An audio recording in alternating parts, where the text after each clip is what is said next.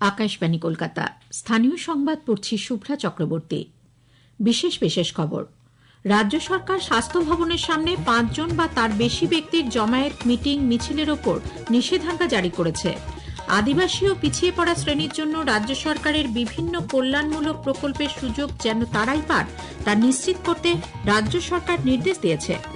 Student credit card সম্পর্কে সচেতনতা বাড়াতে রাজ্য সরকার আগামী সপ্তাহ থেকে জেলা স্তরে শুরু করতে চলেছে ব্যাপক প্রচার। আলুর বীজ বপনের চলতি মরশুমে সারের কালোবাজারি রুখতে কড়া নজরদারির নির্দেশ দিয়েছে রাজ্য সরকার। স্বয়ংক্রিয় সিগন্যালিং ব্যবস্থায় মশাগ্রাম স্টেশনের মাধ্যমে পূর্ব রেল ও দক্ষিণ পূর্ব রেলকে সংযুক্ত করার কাজ শেষ হয়েছে। আসছে বিস্তারিত খবরে। রাজ্য সরকার স্বাস্থ্য ভবনের সামনে 5 জন বা তার বেশি ব্যক্তির জমায়েত, মিটিং, মিছিলের ওপর নিষেধাজ্ঞা জারি করেছে। ভারতীয় ন্যায় সংহিতা আইন অনুযায়ী বিধাননগরের পুলিশ কমিশনারেটের তরফে এই বিজ্ঞপ্তি জারি করা হয়েছে। আরজিকর ইস্যু নিয়ে গত কয়েক মাস ধরে স্বাস্থ্য ভবনের সামনে চিকিৎসক, চিকিৎসাকর্মী সহ বিভিন্ন সংগঠনের তরফে বিক্ষোভ দেখানোর জন্য এই সিদ্ধান্ত বলে মনে করা হচ্ছে। এদিকে আরজিকর ইস্যুতে গতকালও স্বাস্থ্য ভবন অভিযানের ডাক দেয় চিকিৎসক ও স্বাস্থ্যকর্মীদের 3টি সংগঠন। Medical service centre, service doctors forum এবং নার্সেস ইউনিট, এই 3 সংগঠনের তরফে গতকাল বিক্ষোভ কর্মসূচি পালিত হয়। মেডিকেল সার্ভিস সেন্টারের পক্ষে রাজ্য সম্পাদক ডক্টর বিপ্লব চন্দ্র এক বিবৃতিতে বলেন, মেডিকেল কলেজগুলিতে দুর্নীতি, হুমকি সংস্কৃতি ও দুর্বৃত্তায়নের চরম ফলশ্রুতি হল অভয়ার হত্যাকাণ্ড। এরপরেও থ্রেট কালচারের মাথাদের বাঁচাতে ব্যস্ত রাজ্য সরকার। ডক্টরস ফ্রন্টের তরফে চিকিৎসক তমনাস চৌধুরী জানান, সরকার যে কোনো উপায়ে প্রতিবাদ বন্ধ করতে চাইছে। 163 ধারার যে নিয়ম, সেখানে 4 জনের বেশি একসাথে যেতে পারে না। এখন এটা যদি আমাদের স্বাস্থ্য দপ্তর, মানে পশ্চিম বাংলার স্বাস্থ্য ক্ষেত্রের সবচেয়ে বড় দপ্তর, মানে হেডকোয়ার্টার, এখানে তো সারা রাজ্যের মানুষ আসেন, চিকিৎসকরা আসেন, স্বাস্থ্যকর্মীরা আসেন, তাদের বিভিন্ন সুবিধে অসুবিধে জানবার জন্য আসেন, এখান থেকে বিভিন্ন রকম সরকারি প্রকল্প জানবার জন্য আসেন। তো এটা তো মানুষের জন্য অবারিত থাকার কথা। সরকার যদি মনে করে থাকে যে প্রতিবাদ আটকাবার জন্য সব জায়গায় 163 যাদের অস্ত্র, সেক্ষেত্রে মনে হচ্ছে ভবিষ্যতে আমাদের এই 163 ধারাটা না মানাটাই আমাদের আন্দোলনের একটা অংশ হবে।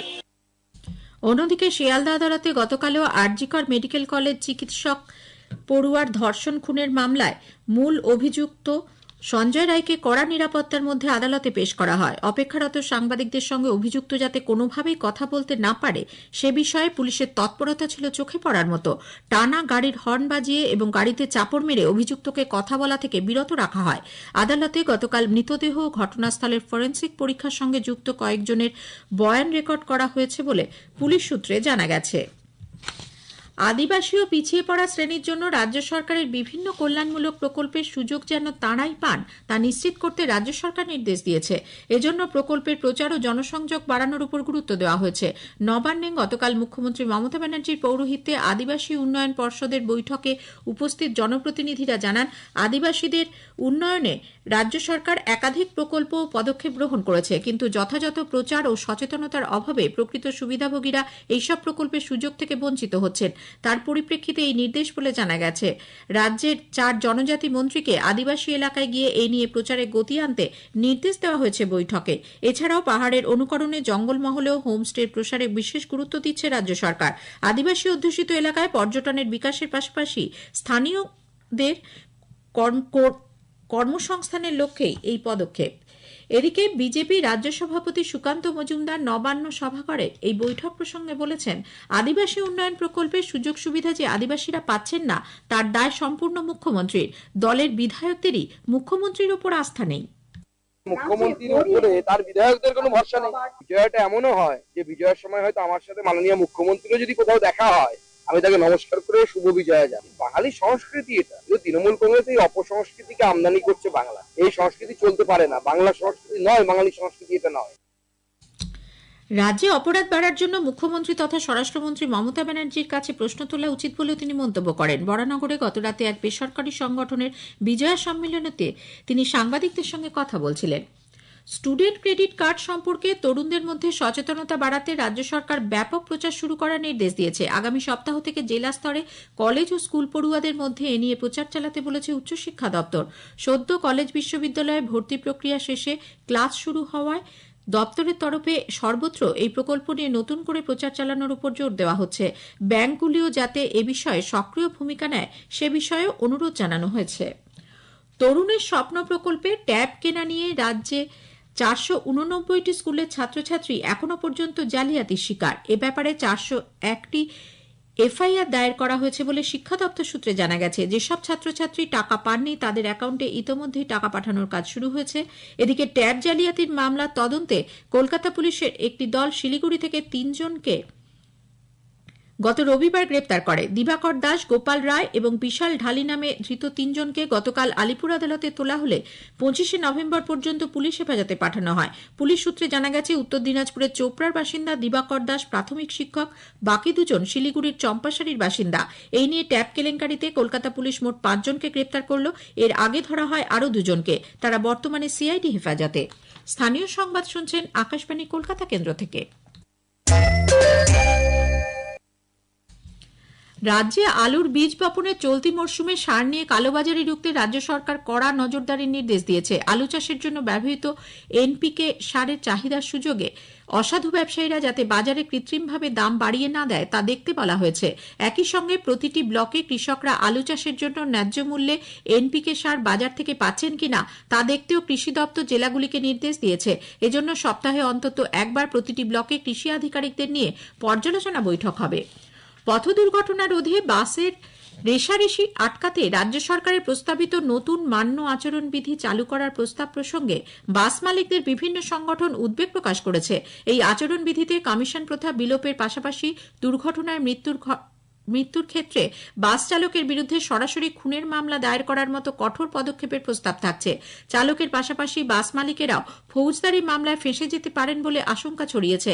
এ ব্যাপারে নিজেদের পদক্ষেপ স্থির করতে কলকাতায় 50টি রুটের বাস মালিকরা গতকাল আলোচনায় বসেন। সিটি সুবারবান বাস সার্ভিসের সাধারণ সম্পাদক টিটু সাহা বলেন, মালিকরা বেপরোয়া ড্রাইভিং সমর্থন করেন না।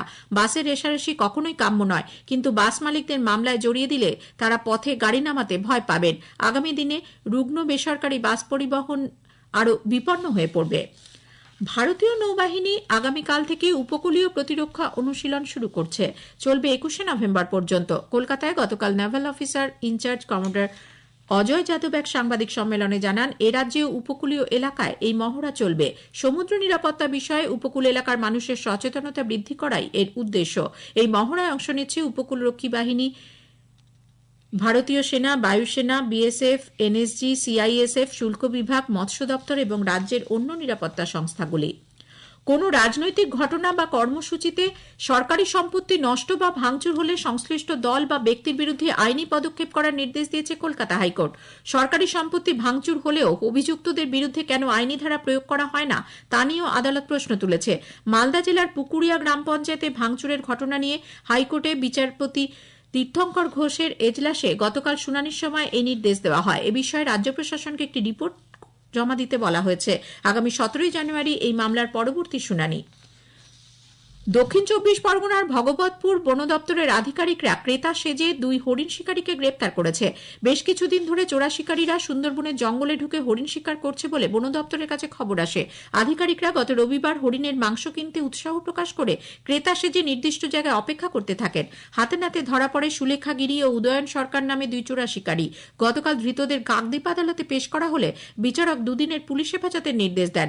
দলে আরও কেউ আছে কিনা তা তদন্ত করে দেখা হচ্ছে। স্বয়ংক্রিয় সিগন্যালিং ব্যবস্থায় মশাগ্রাম স্টেশনের মাধ্যমে পূর্ব রেল ও দক্ষিণ পূর্ব রেলকে সংযুক্ত করার কাজ শেষ হয়েছে। ওই স্টেশনে ইন্টারলকিং এর ব্যবস্থা সম্পূর্ণ হওয়ায় হাওড়া বর্ধমান শাখায় মশাগ্রাম এবং দক্ষিণ পূর্ব রেলের রায়নগরের মধ্যে সরাসরি সংযুক্তি হলো। এর ফলে হাওড়া থেকে সরাসরি বাঁকুড়া ও বিষ্ণুপুর পথে ট্রেন চালানো সম্ভব হবে। হিমেল হাওয়ার স্পর্শে রাজ্য জুড়ে অনুভূত হচ্ছে হালকা শীতের আমেজ। পুরুলিয়া, বাঁকুড়া সহ পশ্চিমের জেলাগুলিতে পারদ নেমেছে অনেকটাই। পুরুলিয়ায় গতকাল সর্বনিম্ন তাপমাত্রা ছিল 12.7 ডিগ্রি সেলসিয়াস।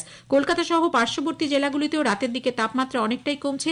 আজ সকালে আলিপুরে সর্বনিম্ন তাপমাত্রা রেকর্ড করা হয়েছে 18 ডিগ্রি সেলসিয়াস, যা স্বাভাবিকের থেকে প্রায় 2 ডিগ্রি কম। গতকাল সর্বোচ্চ তাপমাত্রা স্বাভাবিকের 2.5 ডিগ্রি নিচে ছিল। শেষ করার আগে স্থানীয় সংবাদের বিশেষ কিছু অংশ আরও একবার। রাজ্য সরকার স্বাস্থ্য ভবনের সামনে 5 জন বা তার বেশি ব্যক্তির জমায়েত, মিটিং, মিছিলের ওপর নিষেধাজ্ঞা জারি করেছে। আদিবাসী ও পিছিয়ে পড়া শ্রেণীর জন্য রাজ্য সরকারের বিভিন্ন কল্যাণমূলক প্রকল্পের সুযোগ যেন তারাই পান তা নিশ্চিত করতে সরকার নির্দেশ দিয়েছে। স্বয়ংক্রিয় সিগন্যালিং ব্যবস্থায় মশাগ্রাম স্টেশনের মাধ্যমে পূর্ব রেল ও দক্ষিণ পূর্ব রেলকে সংযুক্ত করার কাজ শেষ হয়েছে। স্থানীয় সংবাদ শেষ হলো।